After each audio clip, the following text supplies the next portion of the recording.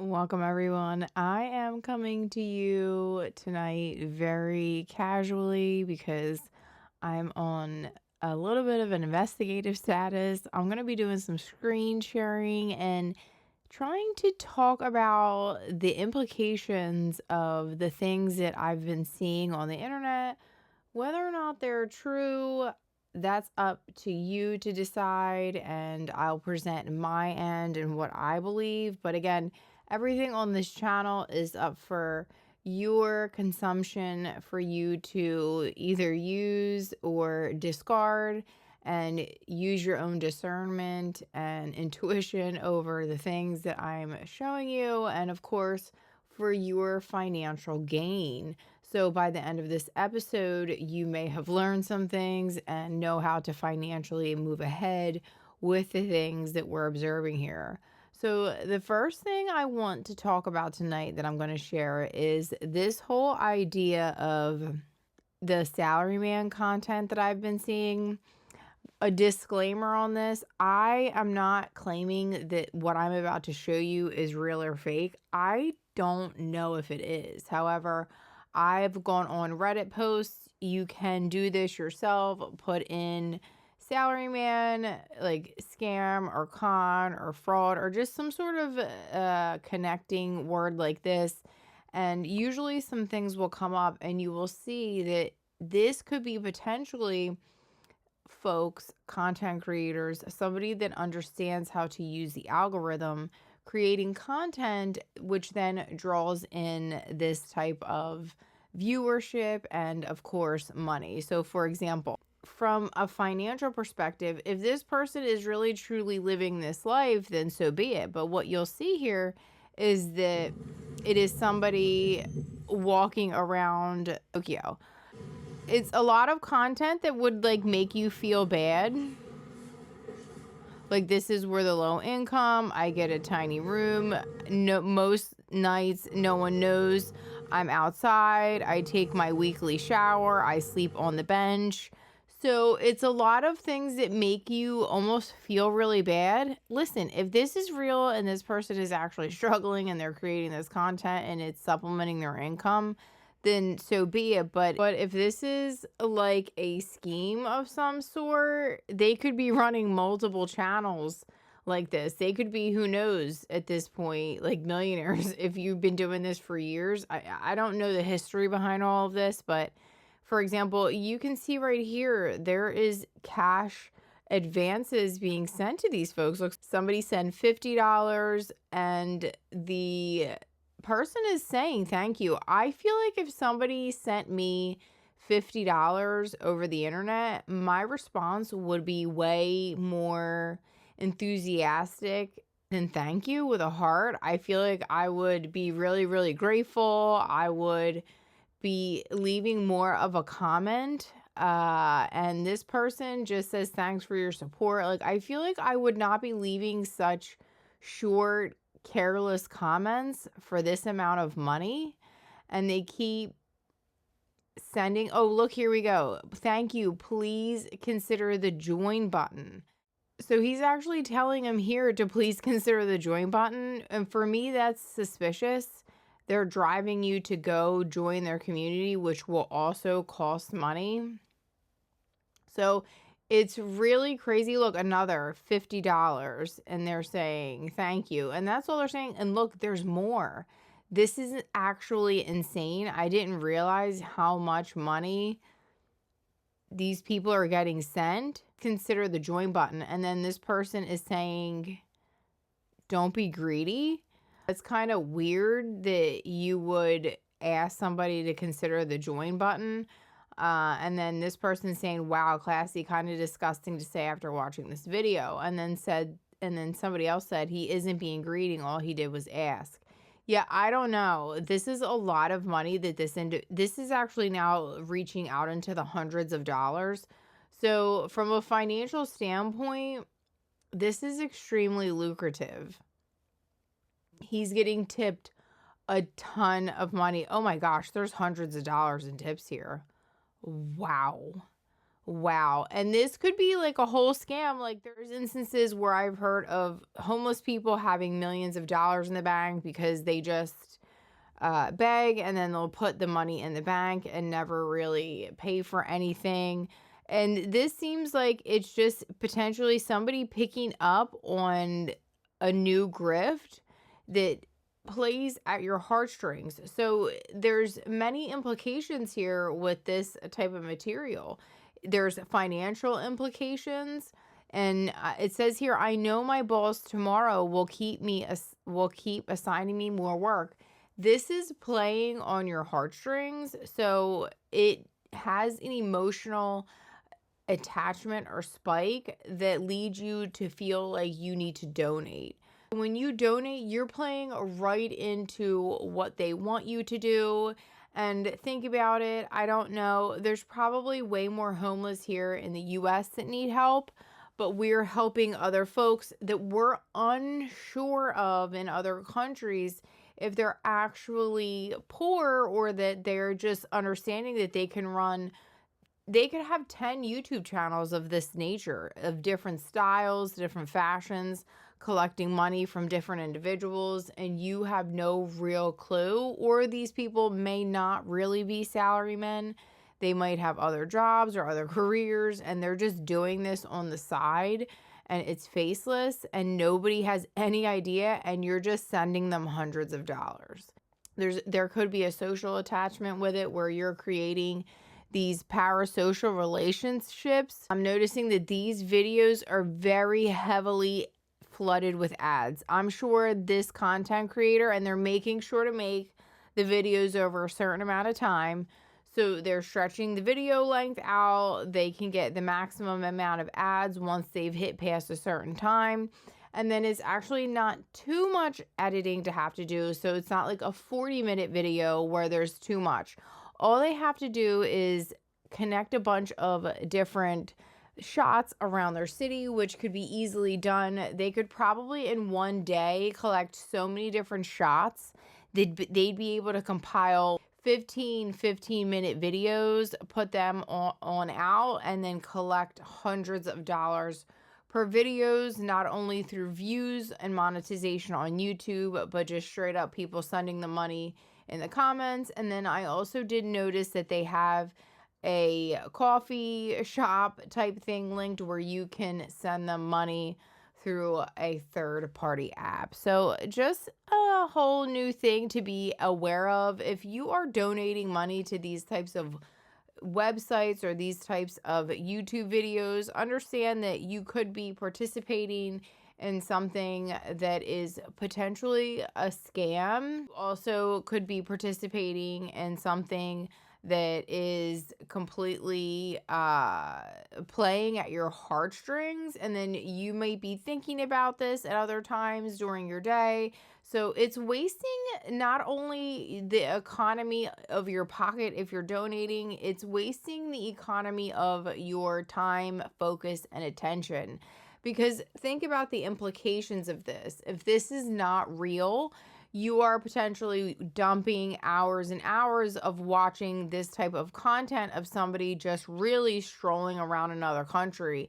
For all that, you might as well go to a creator that actually is narrating, showing you every part of the country, and not just showing you from this like sad, depressive perspective. It's this whole play on your emotions, and it feeds that playback mirroring cycle where you continue to feel bad for them, you continue to donate, you continue to watch this content, you continue to pump and feed the algorithm with more attention on this content, therefore growing their content even larger, and then them sucking in a larger population to give them more money. So it is a large beast at play here. And now hopefully people start to catch on to this. Me even creating this video will have some attention drawn to it as well.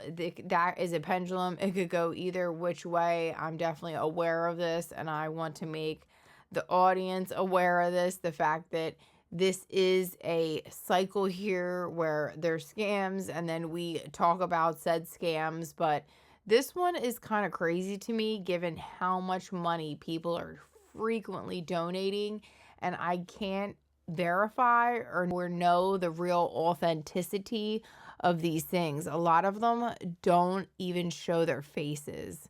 So that's another very interesting thing here, that if you're willing to donate to these types of things, that's obviously on you, and if you have the financial wherewithal to do that. At the end of the day, what you should be doing is donating to real causes that you know are factual and that are proven, and that aren't just this random thing on the internet where you assume the worst or you just completely believe whatever this person is saying to you, and it might just be a huge scam underneath and they're taking your money and running with it. So that is the first scam that I wanted to cover, so you realize what type of emotional illusionary games they're playing with you. The next one I want to talk about is living in your car content. That is another content creation grift that I've been seeing, and it's difficult because I know a lot of people do live in their car, but it seems like lately, specifically content creators are purposely doing this to create content, to create the monetization on the YouTube channel, to open P.O. boxes to get free merchandise, and to open up things like PayPal's or GoFundMe's to be able to earn money in this fashion. I did pull up this creator's content here so we could maybe touch upon it just a little bit. I don't want to play too much of them. You can check out their video. Their information is down there. Wanted to kind of peruse their comments to see what people are saying about car content, because it's another way to play on your heartstrings. And what happens is that with car content especially, they can start to create stories and narratives and timelines that people get sucked into, and you will be more interested in continuing to view the thing and series and potentially contribute to this person. And if you're aware of this, the fact that they are a content creator and they're doing this on purpose to create content, that is one thing, and you're supporting them and you just don't care and you want to see them drive around. You think that it's due to a hardship, it really may not be. It may be a strategic plan to stage themselves specifically with subscribers and views, draw in large sums of money and potential sponsorships. So let's see a little bit what they have to say. Addiction now for people because they literally do anything for clout, and that's what the Migos said. Like they really doing anything. It's clout, but it's really it all lands back to money. They're looking for notoriety to be able to get views, which equates to dollars. Do is go on social media. I'm talking about for the real people that are literally living in their car. The last thing they want to do is have so many eyes on them that they are homeless. Like that is not a good position to be in. But it's almost like people are taking this homelessness to a whole nother level. Hey, everybody look at me live in my damn car. It's not a good look to say, okay, I'm homeless. I'm not saying they make this type of content, all of a sudden overnight their channel blows up, now they're monetized, getting all type of stuff coming to the cash apps, everything, GoFundMe's, you name it.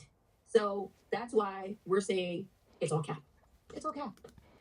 Yeah, and that's what it seems. Let's see what the comments are saying, because again, it creates a storyline that you feed into. Rent is unrealistic now, but if I see one more video, I'm back living in my car. Yeah. And the creator says, yes, we agree. Everything is going up and out of reach for many people. The thing is, showing the world this is how you live is kind of weird. We know people that lived in their car with their children, and they would never put anything like that on social media. Many people in unfortunate situations like to keep things offline to prevent negativity. This lifestyle could be true for some, but there are many who are leveraging this as a way to get views. And I completely agree with that statement. That's what here for me is suspicious. If you're living in your car and you're having a situation where you're wanting to record it and you're truly hard up and you don't know what else to do and that's your last resort, that's one thing. But to do this for content and to do this as a part of a grift or potentially that you have a home, I've heard other people say that these folks may have homes. They may do car content and then go back to a living space or go back to living with family members. And they do this as just some form of, again, creating content, and they do not truly live in it. They may truly live in it due to the fact that they're attempting to create content, and or they may be living partially in their car. There's a number of things that they could be maneuvering in these situations to make it work for them, with the sole intention of it being a cash cow collection machine off of YouTube. The incentive is monetization from every angle. It's monetization from the YouTube channel views. It's monetization from sponsorships. It's monetization from viewers sending super chats and YouTube and PayPals or any type of GoFundMe money. It's maybe opening up a P.O. box and having folks send you things via your P.O. box. The things are endless that people can send you gift cards. I can go on and on about what I have heard and seen in the communities that this is popular in. So another person says here, yep, I've been seeing a ton of these videos. Almost thought about it years ago in an Airstream, but the car and vans and constantly having to move it when you get a tap on the window. It's just not safe at all. Plus, I don't want to get a gym membership just to take a shower. The creator says, right, the safety aspect is a huge concern, especially with having to consistently move and the lack of privacy. The showering is also a big issue as well. Even if you're taking public showers, that is not sanitary either. They're going back and making a lot of sense in these comments.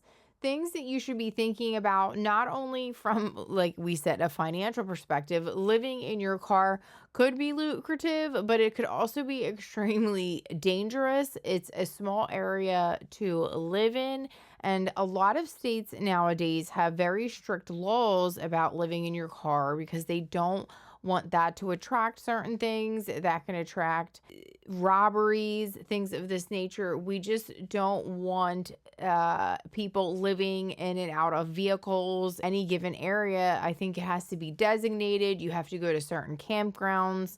They want you paying for potentially parking, etc., etc. So it's not about just going and thinking that you can live anywhere in your car. You have to be very strategic. You have to be constantly on your feet. So from a perspective of potentially you're lowering your cortisol, not paying a certain amount of money a month for certain situations like an apartment. However, the cortisol that may swing the pendulum while you're living in your car due to no privacy, due to lack of safety, due to lack of sanitary conditions on a consistent ongoing basis, due to the uncomfortableness of a very small space, like a claustrophobic type of thing.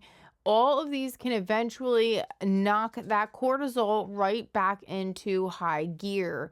So it's really a gamble that you're taking either which way. If anything, if you cannot afford a higher rent, finding something that is more easily in your price range or trying to bunk up with other people. There's often folks that rent out rooms. There's other alternatives to just going and automatically living in your car.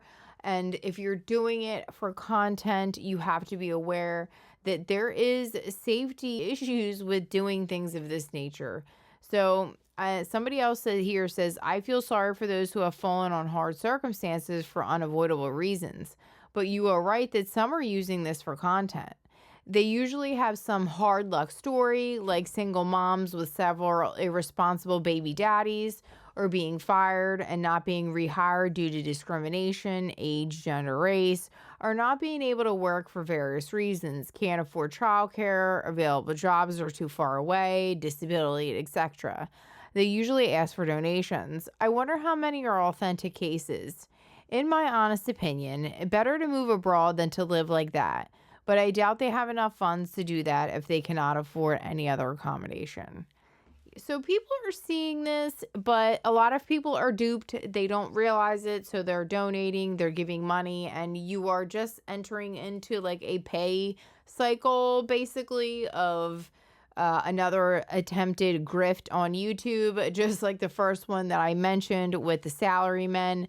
It is yet another grift that you could potentially be aware of and be involved in if you're not really paying attention. And then another kind of thing I've been noticing, and I wasn't going to talk too much about it, but I've also noticed that AI content creators are on the rise, and you should pay attention to these things when you are out and about watching things. So, for example, I do consume a lot of content regarding self help or like quote unquote manifestation, AI influencers on the rise.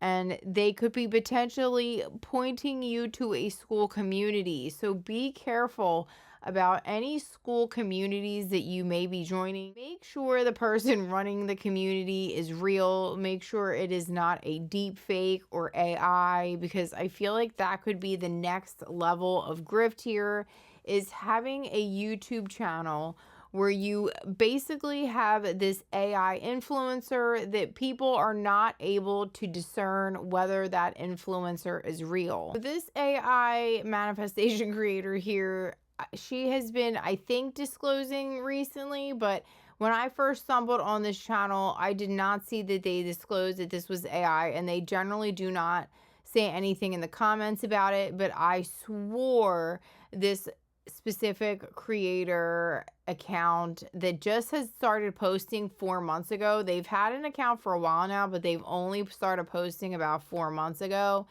And they, at one point, I thought swore led it back to a Skool community. So just be aware that this was not a real person, unless it's a real person and they recreated themselves. They've not made that very clear. The way I could tell, you have to look very closely, because these AI influencers, or what would almost be like a deep fake, are getting better and better. I was only able to tell because when she does her hand movements, she does very consistent hand movements. And when she would do them, sometimes I would notice that the hands had nails, and then other times the hands did not have nails.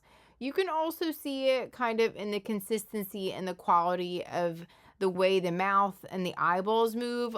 Oftentimes the eyes will blink, giving you the illusion that it's real, but the eyeballs will never really move in such a way, and shadows won't look exactly right.